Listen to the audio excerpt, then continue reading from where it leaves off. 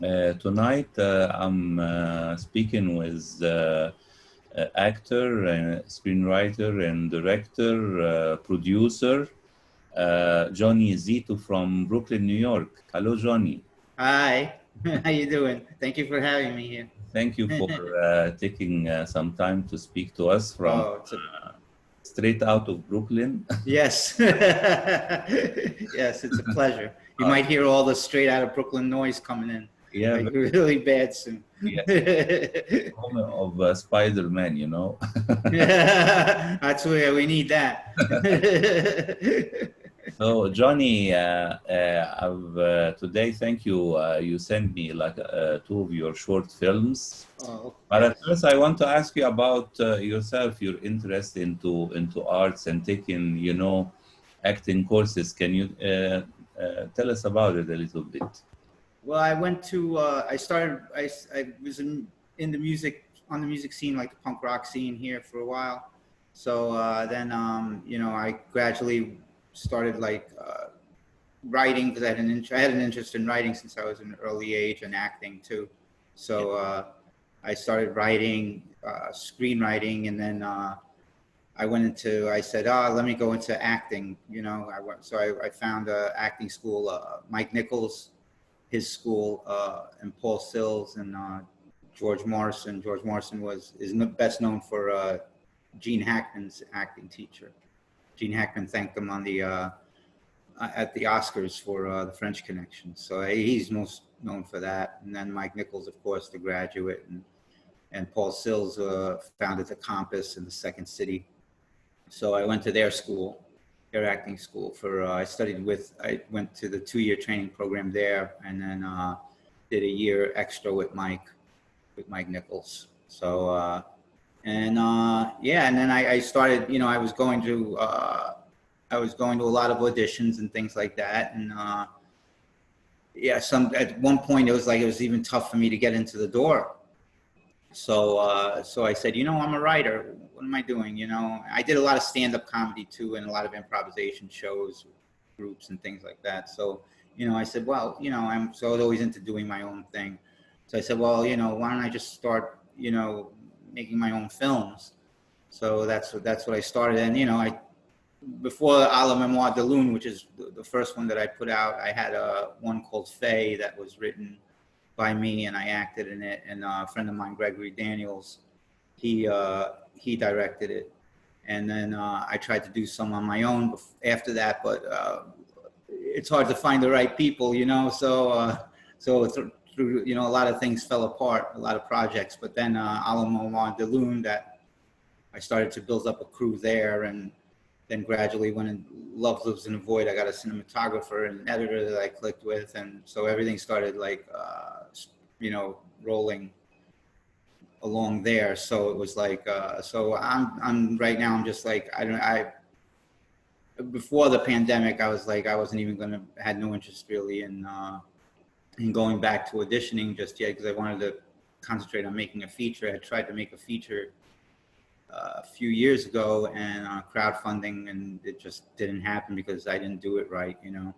Crowdfunding is very, as sure you and a lot of other people out there know, it's very difficult. So especially if you don't have a team. So we didn't have a team, so it fell on me and the director that was doing it at the time to try to make it happen, and it didn't happen. So now with this one, I know the mistakes I made there, so I'm going to try to crowdfund with the feature this year, hopefully. So, apparently, everything related to film, you need to have, someone professional with you. I mean, even crowdfunding, a professional handling your social media. You need a team as well. Yeah. But as you told me, you did some stand-up comedy. Of course, you wrote your own material for the stand-up comedy. Oh yeah. Which also gave you the push to write your own your screenplays, which is good. Oh yeah. And tell me, your two films, Love Lives in the Void and À la Mémoire de Lune, these films, you know, I mean, your collaborator, they work with you, I mean, on voluntary basis or for like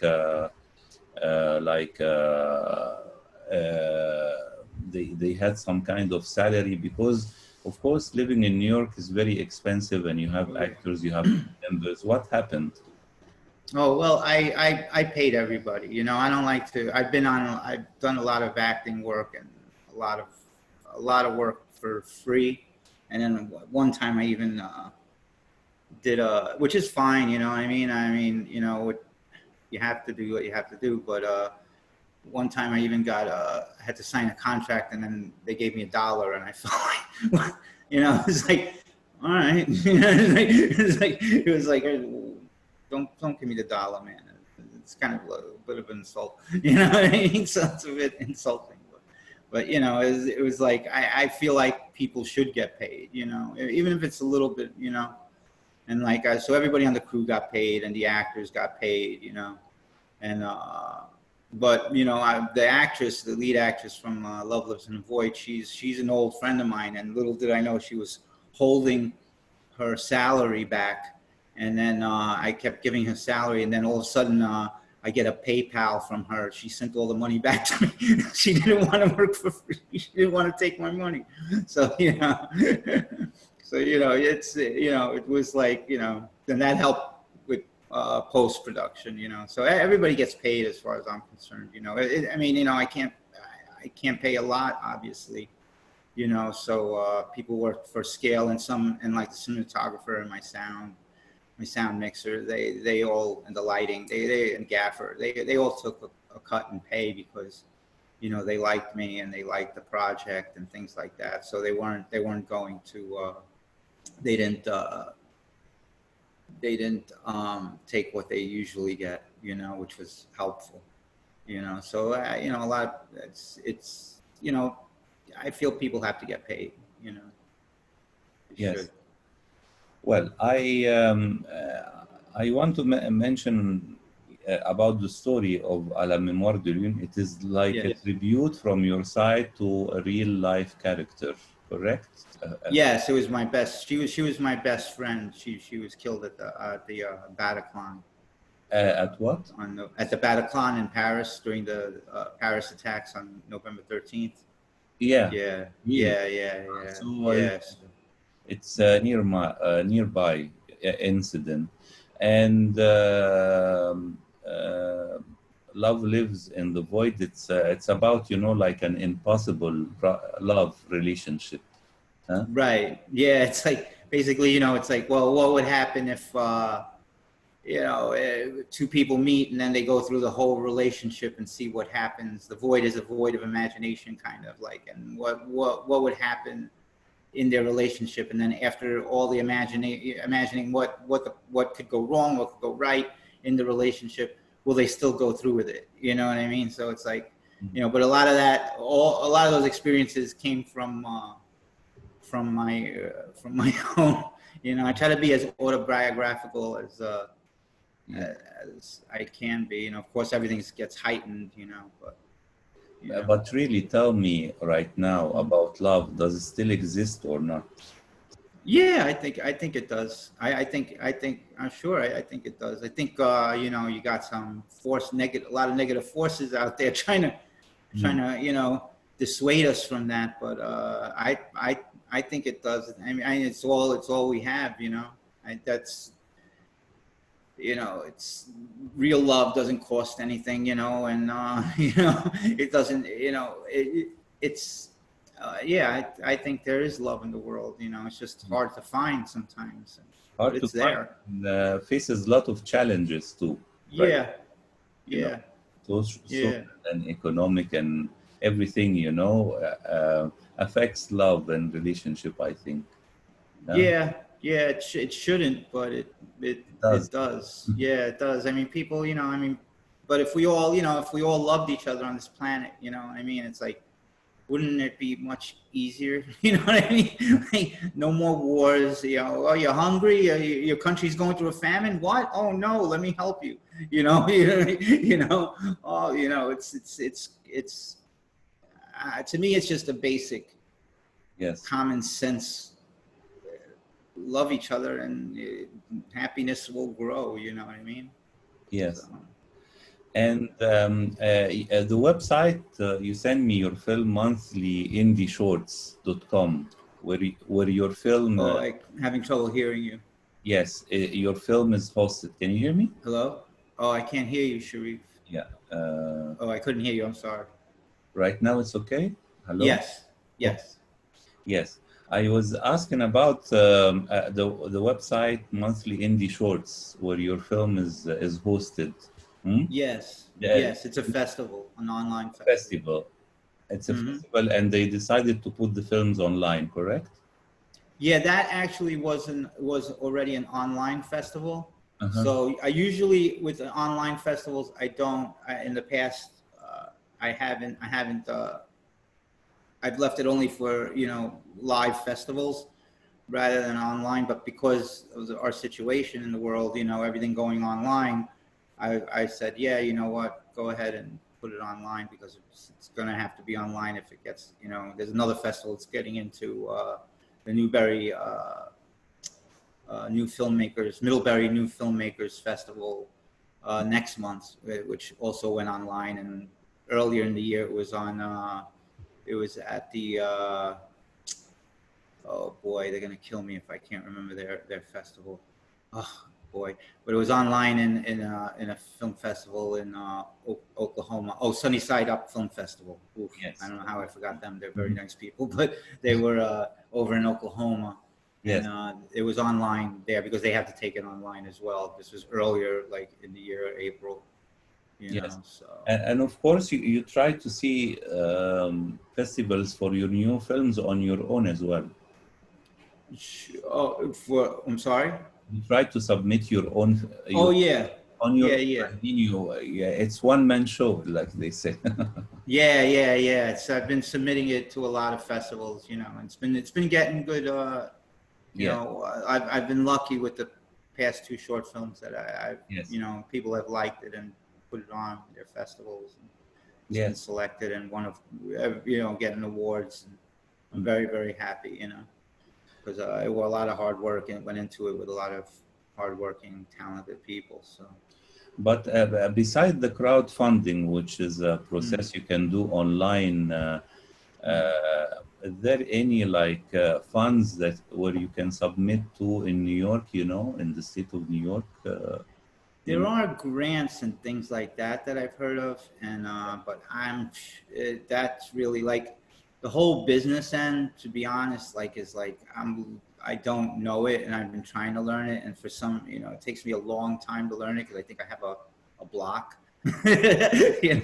So it's like when it comes to like money block, business, what, huh, block, So it's like it takes me a long time to learn these sorts of things. But and the grant, there are grants out there, but I hear that you have to wait years for them, and I'm not, ah, yeah. too much into waiting for years for. Of course, Although I, competition, other artists and other practices. I mean, maybe theater, maybe contemporary art. So it's a competitive, and the grant is not that big. I think so. yeah, I don't think so. I don't think it's that. I mean, I think I'd be better off probably, trying to find private investors or something like that. Yes. Which is. And right now, tell me about your plan for your feature film. Huh? Well, I wanna expand like to what, to the departments, like I would love to have like a production designer on this one, and Hmm. because I really I started learning a lot about production design on my own and things like that. I'm fascinated with all aspects of filmmaking, Hmm. So I would like to expand more departments and work with wardrobe, production designer, and then I'm gonna need, things that I didn't use in my short films that after looking I go, oh, I should have had, makeup and hair. I should have had, you know what I mean? Like there are departments that are necessary, you know, and then departments that you could skimp by, like a production designer, but why would I want to expand and try to Yes. make this a big learning experience, you know, try to, every project I want to get a little bit more, you know, further into it, you know, and into filmmaking, all the aspects of filmmaking, you know. Yes. So as like a filmmaker, a creator, and an artist based in New York, how did you see this COVID-19 problem? You know, Ooh. how do you reflect on it? Ooh, it hit me hard because I was like, oh boy, especially like you know, with my film, it's very it's very, there are a lot of intimate scenes, so it's very Yeah. no social distancing is going to be going on there, you know. So it was like, you know, it was like it hit me hard, but I was like, you know, eventually, hopefully we get through this. And then of course there's going to be guidelines, and I've already seen some of the guidelines that the industry has been putting out and things like that. And then they were talking about like doing pods, you know, where you go away for 2 weeks with your crew, and you know, you lock yourselves in a house together, and then you know, but you know, I couldn't afford that financially or take the time personally to do that, you know. So that doesn't look like an option for me. So, but it hit me hard because I was like, but you know, I'm the type of person that, you know, I had just finished a screenplay, and I had been working on it on and off for years. So I had finally finished it, and the plan was to be doing some, my teacher, Mike Nichols, and then another filmmaker, Philippe Garel, that I'm very much into. They're very much into rehearsals and rehearsing, and rehearsing the film, and I like that. And so, you know, and so I wanted to start doing that. That would, if we hadn't gotten hit with the pandemic, that's the stage I would be at now, is with the actors rehearsing it, you know, while I'm trying to figure out the crowdfunding and things like that, you know. Yes. So that's the stage I would have been at now. But you know, I'm the type of person that says, okay, well, I'm not going to let it get me down and just go, well, there's nothing to do now, you know. There's a lot to do, you know. Figure out how it worked, the crowdfunding, learn about production design, figure out what I'm going to need, and do all the pre-production as much pre-production as I can, you know, on my own right now. So that's what I've been doing. Yes. So, Johnny, Yes. I wish you the best of luck in the crowdfunding and the prep for the new film. Thank you so And much. I will be sharing your links, hopefully, to get the word out about your preparations. You know, Thank you. I appreciate that. I appreciate that. next year can be smoothly, you know, without any problems, you know. And of course, right now, as far as I'm hearing, also the casting is not working right now. The casting for in New York and California and other states, nothing. Correct? No, there's you know, there's a lot of voiceover work. Yes. And you know, so a lot of that's what I've been seeing, because I still get you know, notices from backstage and like Actors Access and things like that. So I've been seeing like tons of voiceover work, and, you know, coming in. So that's good, you know, whether it be it books, commercials, or films, you know, and like, so there's still work out there, you know, for people. So that's a good thing, you know, and hopefully, you know, we get through this, you know. Hopefully. Soon. Yes. Yeah. Yes, I hope, Johnny, next time we speak, we can see the trailer of your new film together. Oh, thank you so much. I appreciate and, that. Hope to screen your films in Egypt as well here. Oh, I would love that. Oh boy, would I love that. That would be great. That would be great. Yes. Yes, I would love that. I would love to go there one day. I've always wanted to go there. Yes. Always. You will love it, of course, and people here will love it because we have this romantic tendencies. Yes. Yeah, I know, Egypt. Yes. A lot of beautiful history there. That's the truth. Yeah. Okay, beautiful country. Johnny Zito joining us from Brooklyn, and Thank you thank very you very much. much for this conversation. And Thank you. best wishes. Best wishes to you. Thank you so much. Okay, John. Take care. Take care. Thank you. You too, brother. Bye. Bye.